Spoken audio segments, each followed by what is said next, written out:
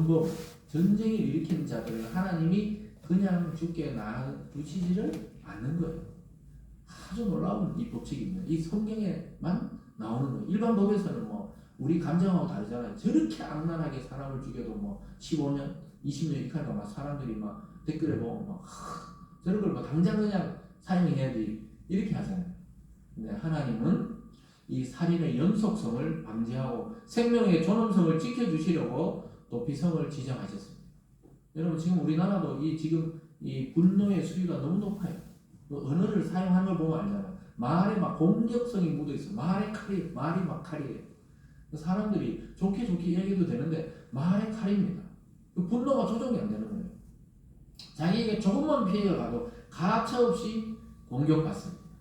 그러니까 조심해야 되죠. 폭행, 또 폭언 이런 거 자꾸 이어지다 보면 이 살인이 일어나게 됩니다. 얼마 전에 지난주에 서울에서도 보니까 뉴스 보니까 화염 방사기 같이 만들어가지고 막 자기가 그 위층에 살던 사람들이 얼마나 잘못했는지 몰라도 자기가 그 아파트 3층에 살던 사람인데 뭐 그것 때문에 그런지 정신이 돌아 그런지 모르겠지만 그 사람이 막 이 농약 분무기 같은 걸로 화염 방사기로 팍팍 연습해가 가가지고 결국은 막 그 4층에 막 아파트 막 그 가가지고 막 봉청동에 막 불 붙였다는 거예요. 저 뉴스 보면서 이 정말 우리나라에서 일어난 일인가? 아니 그냥도 그래도 막 아파트 막 여도 죽고 막 다 죽자는 거예요. 결국 그래놓고 어떻게 돼요? 자기도 그냥 죽어버렸더라고요. 그러니까 이게 참 다친 사람이나 이런 사람이 6, 7명 되는데 아니, 자기는 그냥 뭐 그래놓고는 가족들에게 미안하다 하고 막 죽어버렸다는 거예요. 이게 분노 범죄라고 볼 수 있거든요. 그래서 이 사람이 분노한다는 게 사람들이 잘 참지를 않더라고요. 제가 지난주가 언제 차를 운전해가지고 이렇게 가다가 와이프 이제 내려주고 이렇게 돌아서 동산내거리에서 돌아 나오는데 거기가 약간 항상 애매해요. 이쪽 가는 길하고 이 직선 가는 길하고 자꾸 마주치려고 하거든요. 그래서 제가 한 대 보내고 제가 그 다음 가려고 그러는데 휙 어떤 차가 휙 이렇게 아주 고급 외제차가 휙 가더라고요. 그래서 저는 뭐 저래 바쁘나 이랬는데 자기가 끼어들어 놓고는 창문을 내려가지고 막 그러더라고. 계속 옆에 빵빵 거리면서. 저는 또 목사잖아요. 뉴스에 나오면 안 되니까 옆에 안 돌아보고 그냥 가만히 있었거든요. 자기 혼자 막 화내다 가더라고. 내가 저보다 훨씬 완전히 어린 애인데 차는 좋은 거 끌었네. 저 성격이 왜 저러노 하면서 속으로 이렇게 생각하면서 절대 문 열고 싸우면 안 된다고 부인이 늘 이야기했기 때문에 그때 혼자 운전하고 있었지만 대꾸를 안 했어요. 그래 그냥 왜냐 또 지인이 또 저 기차에 태워줘야 되니까 그러니까 이거 내가 아무리 생각해도 한 대 보내고 그다음 내가 가고 이러면 되는데 이 사람이 와서 왜 그랬을까? 이 곱씹어 봐도 그냥 자기가 뭐가 화가 난 것 같아요. 안 그래도 이렇게 가는데 화가 난 것 같은데 잘 안 싸우길 잘했죠. 그 젊은 사람하고 싸우고 뭐 힘도 없는 데다가 그러면 안 되잖아요. 그래서 아이고 참 하나님 알아서 하시겠지 하면서 그냥 이렇게 왔는데 그러니까 이 분노하는 사람 그것도 아침인데 뭐 저렇게 화가 나 이런 생각을 했습니다만은 그게 다가가면 어떠냐면요 서울처럼 이게 뭐 화염 방사기 같은 이런 분노가 일어나는 거예요. 그래서 그 사람의 멘탈이 어떤지 몰라도 굉장히 우리 사회에 속속들이 그런 사람이 시한폭탄처럼 요즘 숨어 있구나 이런 생각을 많이 해봅니다. 생각보다 이 분노 범죄가 많이 늘어 있어요. 그래서 참 주의해야 되는데 첫 사람부터 그랬다는 거예요. 그러니까 이게 살인자는 결국 자기 인생도 하나님이 박탈시켜 버리거든요. 그래서 하나님의 약속의 땅인 가나안에서도 분명히 이스라엘 속에 악이 남아있기 때문에 인간 마음 속에 죄악된 본성이 남아있기 때문에 하나님이 혹시나 모를 부지 중에 살인자가 계획적으로 살인하지 않았는데도 이 살인한 자를 또 죽이려고 그 가족들이 쫓아오는 걸 방지하기 위해서 도피성 제도를 만들었다는 겁니다. 여러분 이 세상에서 가장 허술해 보이지만 가장 안전한 곳이 주님의 날개입니다. 교회인 줄 믿으시기를 주님의 이름으로 축원합니다. 오늘 두 번째로 보면요, 그 도피성의 장로들의 귀에 자기 사건을 말하라 이렇게 명령합니다. 4절에 보면 이렇게 말씀합니다. 4절입니다. 이 성읍들 중에 하나에 도피하는 자는 그 성읍에 들어가는 문 어귀에 서서 그 성읍의 장로들의 귀에 자기의 사건을 말할 것이요 그들은 그를 성읍에 받아들여 한 곳을 주어 자기들 중에 거주하게 하고. 그래서 도피했잖아요. 그럼 도피하면 어떻게 해야 돼요? 바로 들어갈 수 있는 게 아니에요. 그 피부에 보복자들이 따라오기 전에 그 문 어귀에 서서 그 장로들이라는 게 우리 요즘 교회에서 장로님들 말하는 게 아니고 그 성의 지도자들이거든요. 그 사람들의 어디 말하라고요? 막 크게 말하는 게 아니고 그 사람의 귀에 대고 말을 하는 거예요. 이것은 왜 그렇습니까? 다수가 다 알게 할 필요가 없다는 거예요. 그 재판을 할 그 지도자에게만 귀에 대고 이야기하는, 이게 비밀을 유지시켜주는 이 장로는 또 그 비밀을 유지시켜줘야 돼요. 재판 끝날 때까지. 그래서 여러분과 제가 혹시나 하나님 앞에 죄를 지을 수 있잖아요. 인간의 이 육체가 있는 한 이 죄악된 본성이 있단 말이에요. 누구에게 말해야 됩니까? 사람에게 아무리 이야기해봐야 결론이 안 나는 거예요. 하나님께 미주알, 고주알 다 이야기하시면 됩니다. 자기 혼자 있을 때 있잖아요. 골방에서 하나님, 나 아직까지 누가 용서가 안 되거든. 누가 믿고요. 또 아직 이런 욕망이 있고요. 이러면 어떻게 해야 됩니까? 이 기도를 계속 하라는 거예요. 그렇게 하면 어떻게 됩니까? 하나님 이걸 듣고 우리 마음에 평안을 주시고 그 죄악을 씻어 주시는 줄 믿으시기 바랍니다.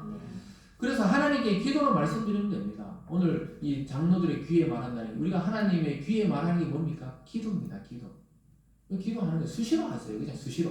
아침에도 하시고 걸어가면서 하시고 또 운동할 때 있잖아요. 이 워킹, 이 산보를 하면서도 기도를 하시고 자꾸 이제 이 생각날 때마다 기도하는 습관을 들이면 대화가 됩니다. 하나님 할까요? 말까요? 갈까요? 안 갈까요? 이 일을 포기할까요? 시도할까요? 자꾸 저 혼자 이렇게 하거든요.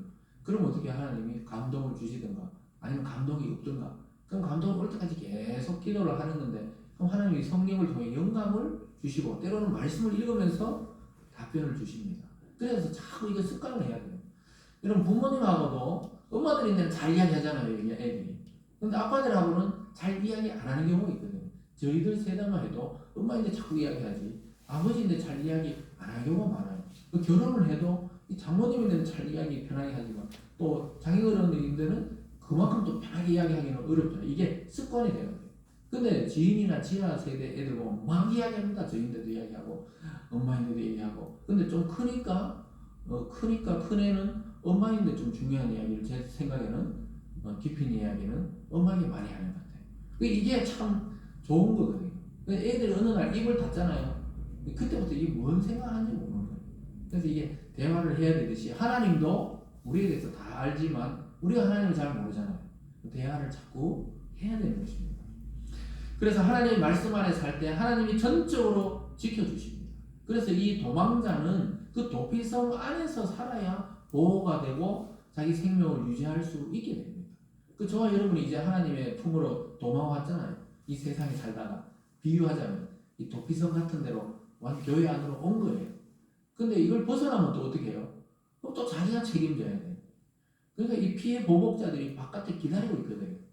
몇 년 지나야 사라지지. 처음에는 막 분노해 있기 때문에 밖에서 이놈 나오기만 하면 죽이려고 기다리는데 그 안에 있어야 보호를 받습니다. 5절 말씀에 보면 이렇게 말씀하고 있죠. 같이 읽어봅니다. 시작.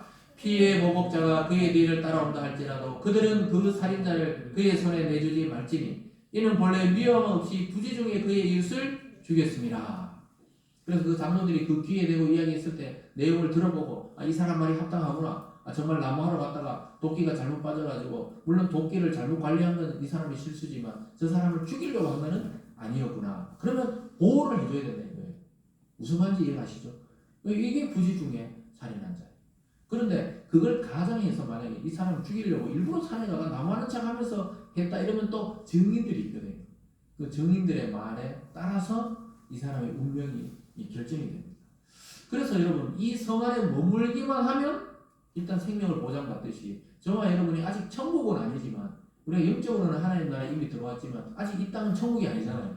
근데 살 수 있는 방법은 예수 그리스도 안에 살면은 생명이 보장을 받습니다. 믿습니까? 그래서 우리의 영원한 생명을 보장받는 것이죠. 우리가 바로 어떻게 보면 도피자입니다. 우리로 인해 하나님의 아들이 죽었어야 되잖아요.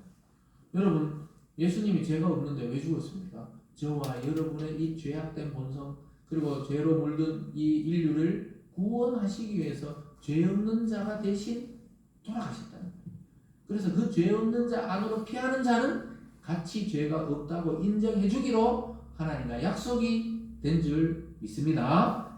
그래서 도피성 안에 들어가면 일단 생명을 보장받듯이 그 사람이 어떠함에 상관없이 일단은 보호해야 돼요. 재판이 끝날 때까지. 그런 것처럼 그리스도 안에 우리가 피하게만 하면 일단은 생명을 보장받게 되어 있는 것입니다. 그래서 저와 여러분의 도피처는 바로 예수 그리스도입니다. 그리고 그리스도가 지신 십자가 그늘 안에 피해야 돼요. 여러분 우리는 살인자 아닌데요 이럴 수 있지만 예수님 뭐라 그랬어요? 예수님은 마음으로 사람을 미워하는 자도 살인한 자다.